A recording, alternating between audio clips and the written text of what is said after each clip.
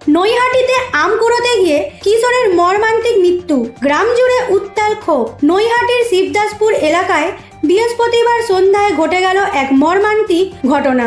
মাত্র 17 বছর বয়সী এক কিশোর সুদীপ্ত পণ্ডিত শুধুমাত্র আম কুড়োতে গিয়ে প্রাণ হারালো।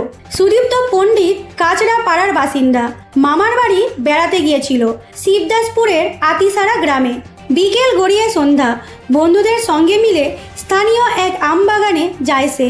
উদ্দেশ্য ছিল শুধুই কিছু পড়ে থাকা আম কুড়োনো, কিন্তু সেই নিরীহ কাজই তার জীবনের শেষ কাজ হয়ে দাঁড়ায়। স্থানীয় এক যুবক ফুরহাদ মণ্ডল সুদীপ্তকে চোর সন্দেহে ধরে বেধড়ক মারধর করে। প্রত্যক্ষদর্শীদের দাবি, ছেলেটিকে কোনো কথাও বলতে দেওয়া হয়নি, মারতেই থাকে ফুরহাদ।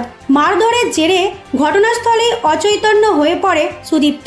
আশেপাশের লোকজন তড়িঘড়ি করে তাকে নৈহাটি স্টেট জেনারেল হাসপাতালে নিয়ে যায়, কিন্তু সেখানে পৌঁছানোর পর চিকিৎসকেরা তাকে মৃত বলে ঘোষণা করেন। ঘটনার পর এলাকায় উত্তেজনা ছড়ায়, বিক্ষোভে ফেটে পড়ে গোটা শিবদাসপুর। ক্ষুব্ধ গ্রামবাসীদের দাবি, একটা আম চুরির অভিযোগে একটা প্রাণ কেড়ে নেওয়া যায় না।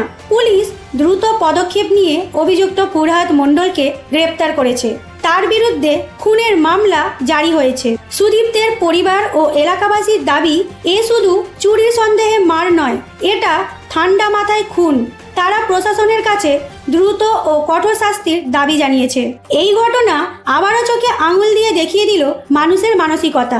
এই প্রশ্নটা আমাদের সকলেরই করা উচিত, একটা আম কি একটা প্রাণের চেয়েও বেশি মূল্যবান?